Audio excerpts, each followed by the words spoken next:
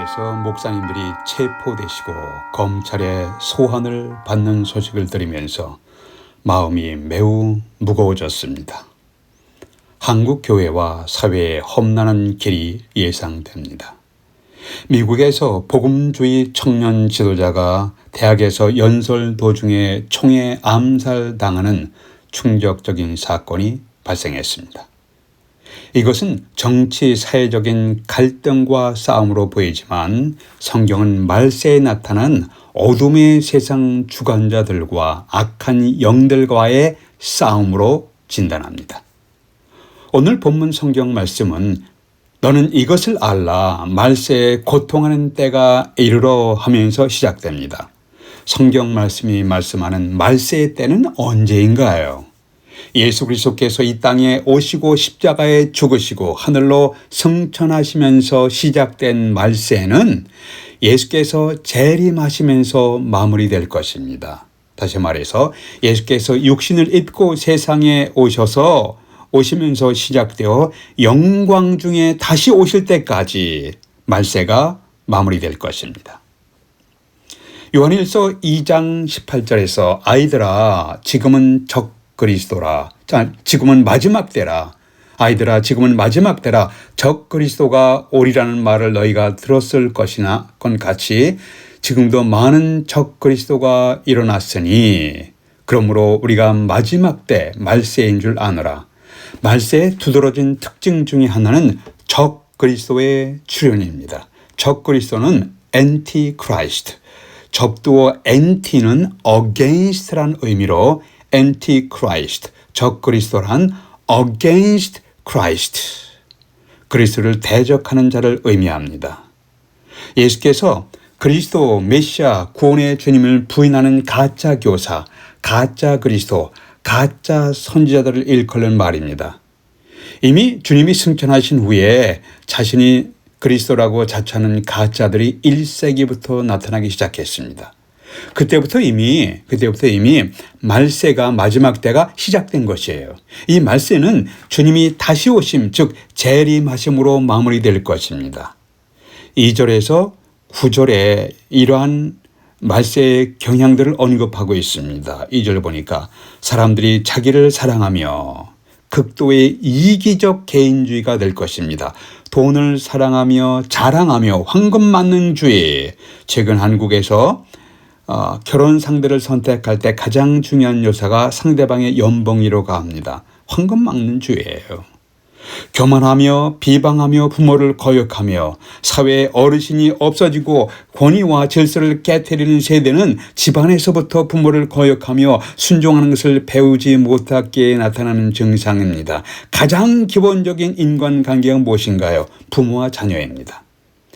자녀들이 어려서부터 부모를 거역하며 존경이 아니라 조롱하는 말을 사용하면 성인이 되어서 기존 사회 질서에 적응하지 못하고 좌충우돌하는 삶이 진행될 것입니다.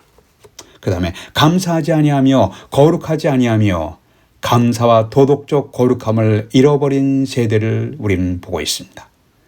3절에서는 무정하며 원통함을 풀지 아니하며 모함하며 절제하지 못하며 사나우며 선한 것을 좋아하지 아니하며 배신하며 조급하며 자만하며 쾌락을 사랑하기를 하나님 사랑하는 것보다 더하며 쾌락주의가 극도로 발달된 사회임을 우리 피부로 느끼게 됩니다.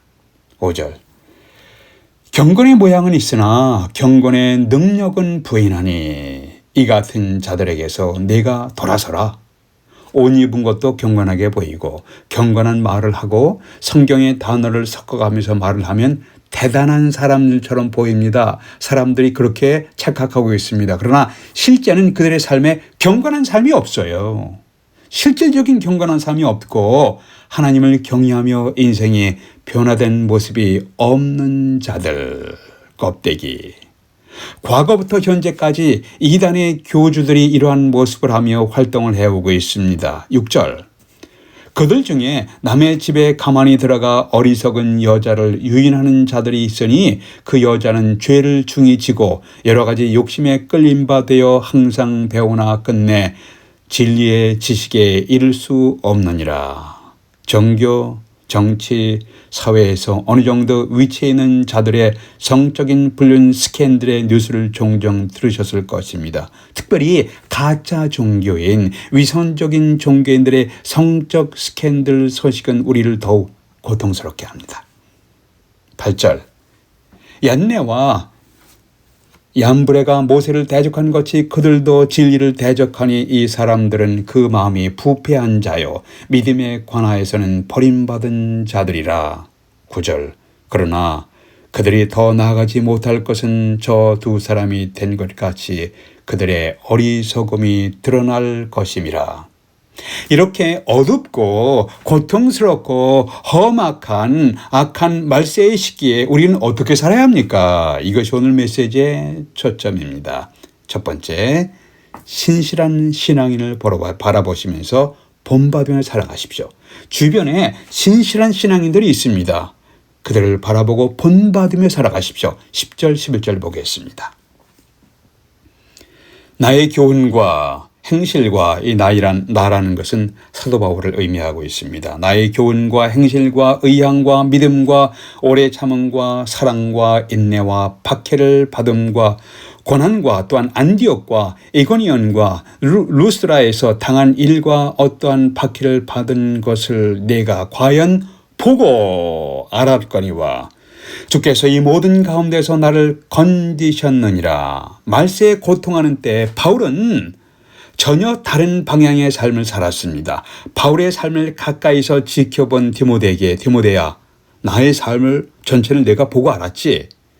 너는 내가 핍박받을 때 오래 참는 것을 내가 보았지. 디모데야, 내가 주님의 복음을 전하다가 돌에 맞아 거의 죽게 되었다가 가까스로 살아가는 것을 내가 알고 있지. 이것은 아마 사도행전 14장 사건을 생각하게 하는 것입니다.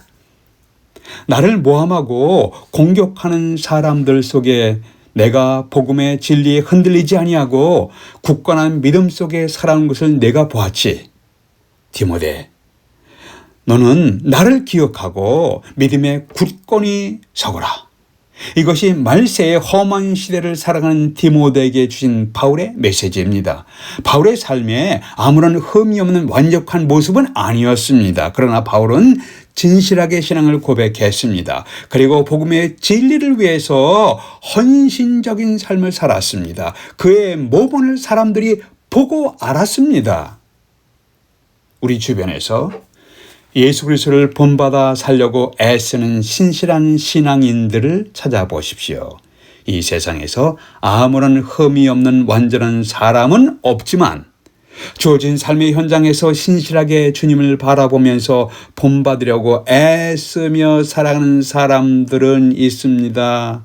그들이 주님을 본받는 모습을 보면서 그들을 바라보며 주님을 따라가십시오. 바울은 고린도전서 11장에서 내가 그리스도를 본받은 자가 된 것 같이 너희는 나를 본받는 자가 되라. Follow my example as I follow the example of Christ. 사도 바울은 예수 그리스도를 바라봤습니다. 그를 본받기 위해 애쓰며 살아갔습니다. 그렇게 예수 그리스도를 본받는 모본을 본받으라는 메시지예요. 결국 그리스도를 본받아가며 살아가게 됩니다.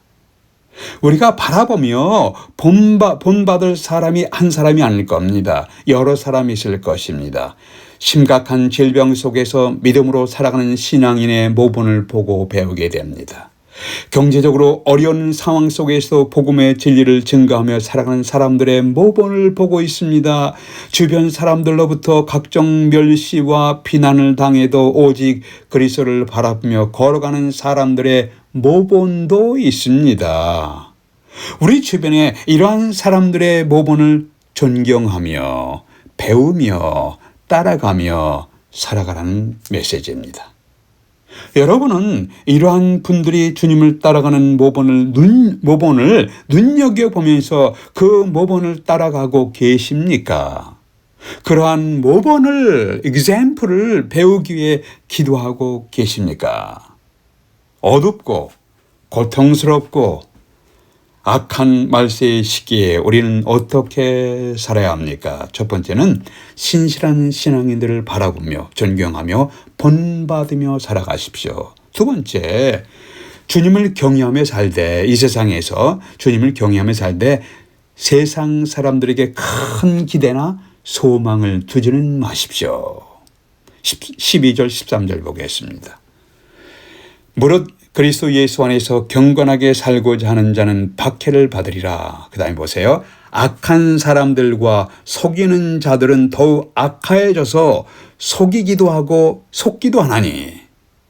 악한 사람들과 속이는 자들은 더욱 악하여져서 속이기도 하고 속기도 하나니 하나님을 진심으로 경외하지 않는 세상 사람들은 점점 더 악해지고 점점 더 교묘하게 속이고 점점 더 깊은 죄악을 꾸미고 죄를 짓게 될 것입니다. 점점 더 깊은 죄를 짓게 될 것입니다.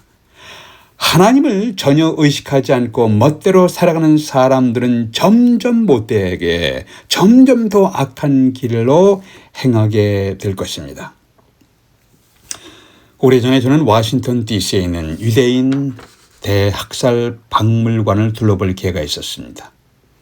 인간이 저지른 참혹한 사건들에 소름이 돋았습니다. 어느 곳을 가니까 여성들의 머리가 수북히 쌓여 있는 것을 보았습니다. 이것이 어찌된 일인가 설명을 보니까 여성들을 가스실에 넣어서 죽이기 전에 머리를 짧게 깎게 하고 그 머리카락으로 독일 병사들이 베고 자는 베개를 만들었다는 설명이었습니다. 그 외에 인간들이 상상하기 어려운 만행들을 보면서 와, 인간이 아니라 악한 짐승의 짓들을 보았습니다. 인간이 아니에요. 악한 짐승의 짓들을 보았습니다. 나치 독일의 히틀러는 처음부터 그렇게 유대인 잔인한 학살을 계획하지는 않았습니다. 여러분, 제2차 세계대전 그 전의 모습을 아마 여러 영상이나 책을 통해서 이미 아실 것입니다. 처음부터 그러지는 않았습니다. 권력을 잡고 자기들의 계획을 진행하다가 수백만 명을 학살하는 잔인한 짐승들이 되었고 더욱더 악독해져 갔습니다. 우리는 하나님께 기도하며 책임 있게 열심히 살아야 하지만 세상 어떤 사람이 재능 있고 유능하다고 하더라도 큰 기대를 갖거나 소망을 두지는 마십시오. 13절 말씀처럼 악한 사람들은 더욱 악해져 갈 것이고 속이는 자들은 더욱 속이기도 하고 속기도 할 것입니다. 우리 그리스도인들은 세상이 비관적으로 흘러가더라도 비관적인 인생을 살아가지 않습니다. 우리는 비관하지 않습니다. 비관적으로 흘러가더라도 비관하지 않습니다. 왜냐하면 궁극적으로 이 세상을 보시고 이 세상을 판단하시며 마무리하실 분은 예수 그리스도이기 때문입니다. 다시 하겠습니다. 우리 그리스도인들은 세상이 비관적으로 흘러간다 할지라도 비관적인 인생을 살아가지 않습니다. 왜냐하면 궁극적으로 세상을 보시고 판단하시고 마무리하실 분은 예수 그리스도이시기 때문입니다. 저와 여러분은 점점 앞날을 예측하기 어려운 시기를 살아가고 있습니다. 우리 육신의 눈에는 보이지 않지만 우리는 치열한 영적인 전쟁터에서 살아가고 있습니다. 치열한 극렬한 영적인 전쟁터에서 여러분과 제가 영적인 전쟁을 하며 살아가고 있습니다. 둥글둥글 한평생 살다가 살아가면 되는 거지 뭐. 그렇게 살다가는 우리 인생이 처참하게 무너지고 패배하게 됩니다. 바울은 에베소서 6장에서 우리가 갈등하며 고통하는 것은 이 어둠 세상 주관자들과 하늘에 있는 악한 영들과의 싸움이라고 분명하게 설명했습니다. 오늘 본문 13절 14절에서 악한 사람들과 속이는 자들은 더욱 악하여져서 속이기도 하고 속기도 하나니 그러나 너는 배우고 확신한 일에 거하라. 이 부분에 대해서는 다음 메시지 좀 더 자세히 설명을 드리겠습니다. 바울 사도가 디모데에게 말세에 고통하는 때에 너무 실망하거나 너무 좌절하지 아니하고 나의 모본을 보면서 성경을 배우고 확실한 일에 거하라고 방향을 제시했습니다. 여러분은 경건한 신앙인의 모본을 배우며 성경의 질 가운데 확신 가운데 구하려고 애쓰며 사시고 계십니까?